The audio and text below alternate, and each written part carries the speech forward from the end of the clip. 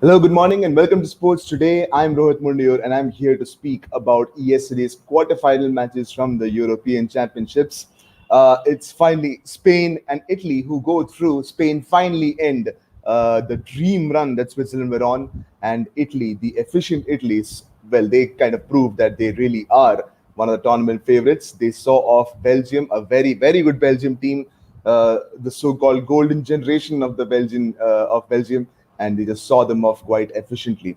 Let's go one by one. The first match of the day was between Spain and Switzerland. Switzerland, of course, riding high on their victory from the previous game, an extraordinary victory against the world champions France, one of the tournament favorites.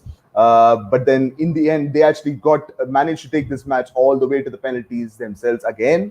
But then this time, Switzerland could not prevail. It was Spain who won on penalties. The match started off, well, Spain took the lead early on, and it was a bit of a free goal, really. Jordi Alba, the fullback, he basically went for goal from outside the box, well outside the box, after a set piece routine. And well, his shot was deflected inside by Dennis Zakaria, the Switzerland midfielder. Zakaria, of course, starting this game. Well, it was Granit Xhaka, the captain. He was suspended for this game.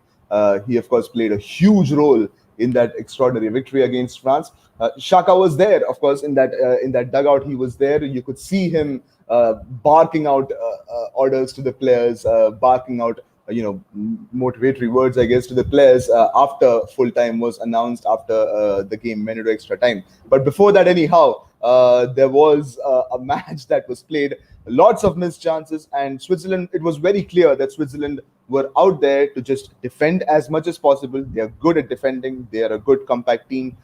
Spain had much of the possession. In fact, Spain had almost 70% of the possession. Switzerland were completely dependent upon counterattacks, and counterattack they did. That's all they needed. Spain could not really extend their lead. They could not really take their chances, and Switzerland took advantage of that situation. Zerdan Shaqiri, who was pretty ineffective in that match against France, if you remember, Switzerland's fight back from 3-1 really started after Shaqiri was taken off. But then not this time, though. Shaqiri was threatening all the throughout the game, and then finally in the 68th minute, he scored the equalizer for Switzerland. And the match went into extra time. Spain were tired, outfit by the end of the second half of extra time, really, and so there really were no clear-cut chances throughout that extra time period, and the game simply had to go into penalties. Switzerland also seemed to be quite keen to take it to penalties. They seem to have a lot of confidence in the penalties, and why shouldn't they?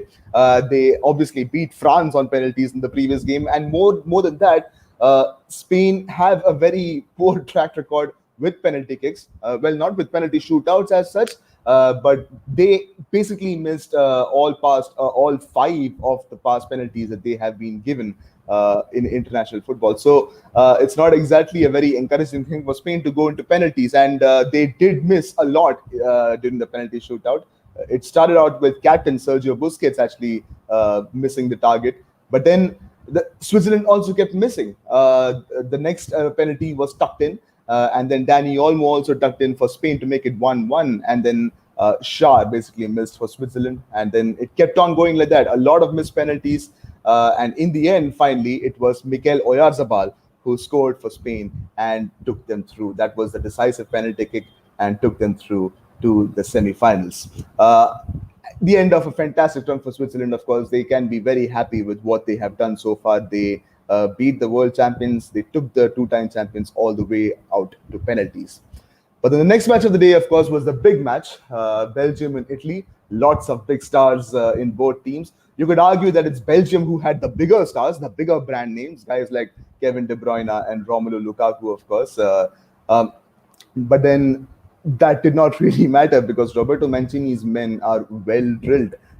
They knew exactly what they were doing. They had more possession throughout the match, 53% compared to Belgium's 47%. They had more shots. They had 11 shots, whereas Belgium had only 7. 3 of their shots were on target. Italy's shots were on target as compared to Belgium's 2. So overall, even by any sort of numbers that you can think of, Italy were the better team. So Italy took the lead with Nicolo Barella, somehow wriggled around inside the box and then tucked the ball into goal in the 31st minute. And then that got extended with a brilliant goal, almost a solo goal from Lorenzo Insigne, cutting in from the cutting in from the left and smashing it into the top into goal in the 44th minute to give them a 2-0 lead. In the second half, well, there was the entire match was pretty breathless actually. Even that first half an hour was like a basketball game really. They were going back and forth and back and forth. For some reason, the guys could not finish. The players could not finish. Romelu Lukaku, of course, had a very good chance in the second half. But before that, of course, Belgium were awarded a penalty very early in the second half, very late in the first half, rather, in extra time of first half, really. And Lukaku converted that, and the match went into halftime 2-1. Three goals in the first half already. So a pretty breathless first half it was. But then there were no more goals to speak about after that in the second half. It was the Italians did very well to keep the Belgians out, and Belgium were pretty wasteful themselves. There was, of course, a fantastic chance for Lukaku in the 61st minute, where he basically had to just tuck the ball in. The goalkeeper was out of position, but somehow Spinazzola, he could not get it past Spinazzola, and the ball went out for a corner. Spinazzola probably did not know much about that block, but then he was there. He was there at the right time to make that block. And that's it. That's a sign of a well-oiled team. They know exactly where they need to be at those kind of moments, and because of that, they managed to keep Lukaku and Belgium out. The game ended 2-1, and that's another big tournament gone for Belgium's golden generation. Remember, they are the number one ranked team on the FIFA rankings right now. Even now, in the world rankings, they are the number one ranked team, and they could not make it past the quarterfinals. So, what they still have the 2022 World Cup, of course, but these players are all getting older. Eden Hazard, Kevin De Bruyne, Romelu Lukaku. It's probably this World Cup, the upcoming World Cup, which is probably the last chance to really win a big major trophy. They're a great team, Belgium, and it'll be a real surprise if this entire generation just goes out without winning a trophy. But then there was encouraging signs for Belgium that this generation is not it. Jeremy Doku, the young winger who was brought in place of Eden Hazard, really, who was injured. He was quite brilliant throughout the match, quite spunky, very pacey, showed a lot of good signs for the future of Belgian football. So it's not complete doom and disaster for Belgium. Right then, so what's ahead? Well, Italy now take on Spain in the semi-finals, so that's a big match to look forward to. Of course, now we've come to the semi-final stage, so it'll all be big games. So that match will be on Wednesday, 12:30 a.m. our time. So basically Tuesday night, 12:30, Italy versus Spain, the first semi-final of the Euros. In the quarterfinals, of course, today we'll see Czech Republic taking on Denmark at 9:30 p.m. And then later in the night, we'll see Ukraine taking on, well, one of the tournament favorites now, England. They seem to be growing in confidence with every game, and why not? They actually managed to beat Germany. A defeat for Germany that basically marked the end of Joachim Löw's career as Germany's manager, and of course, as it turned out, Toni Kroos's international career.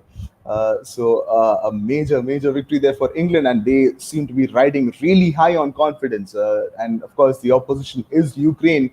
Ukraine, of course, have shown that they are a dangerous team, but then England are a confident outfit going into that match, and it will be a real tough task for Ukraine. Of course, England are not playing at Wembley anymore, so that is something that Ukraine can probably try and bank on.